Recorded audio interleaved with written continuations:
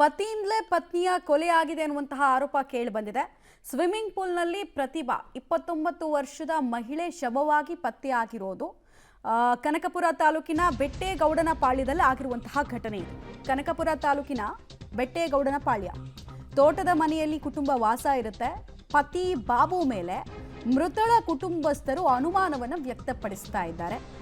ಇದು ಅಸಹಜ ಸಾವಲ್ಲ, ಕೊಲೆ ಅನ್ನೋದು ಅವರ ಆರೋಪ.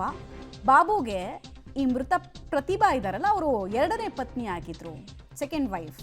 ಪತಿ ಬಾಬುವನ್ನ ವಶಕ್ಕೆ ಪಡೆದು ಪೊಲೀಸರು ವಿಚಾರಣೆಯನ್ನು ಮುಂದುವರೆಸಿದ್ದಾರೆ. ಸೊ ಇಲ್ಲಿ ಈಕೆಯ ಸಾವಿನ ರಹಸ್ಯ ಬಯಲಾಗುತ್ತಾ ಅನ್ನೋದು ಪ್ರಶ್ನೆ. ಸ್ವಿಮ್ಮಿಂಗ್ ಪೂಲ್ನಲ್ಲಿ ಪ್ರತಿಭಾ ಶವವಾಗಿ ಪತ್ತೆಯಾಗಿರೋರು 29 ವರ್ಷ ವಯಸ್ಸಿನ ಮಹಿಳೆ. ಇಡೀ ಫ್ಯಾಮಿಲಿ ಫಾರ್ಮ್ ಹೌಸ್ನಲ್ಲಿ ವಾಸ ಇತ್ತು ಅನ್ನೋದು ತಿಳಿದು ಬರ್ತಾ ಇದೆ.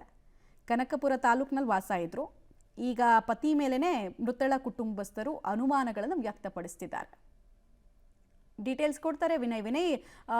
ಕೊಲೆ ಅನ್ನೋ ಅನುಮಾನ ಬರೋದಕ್ಕೆ ಏನ್ ಕಾರಣ? ಈ ಬಾಬು ಹಿನ್ನೆಲೆ ಏನು ಅಂತ?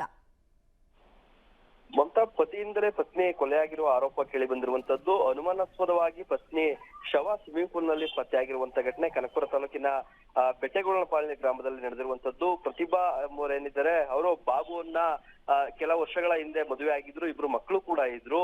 ಎರಡನೇ ಹೆಂಡತಿಯಾಗಿದ್ದಂತ ಪ್ರತಿಭಾ ಹಾಗೂ ಬಾಬು ನಡುವೆ ಆಗಾಗ ಕೌಟುಂಬಿಕ ಕಲಹ ವಿಚಾರವಾಗಿ ಕೂಡ ಒಂದಷ್ಟು ಜಗಳಗಳು ಕೂಡ ನಡೀತಾ ಇತ್ತು.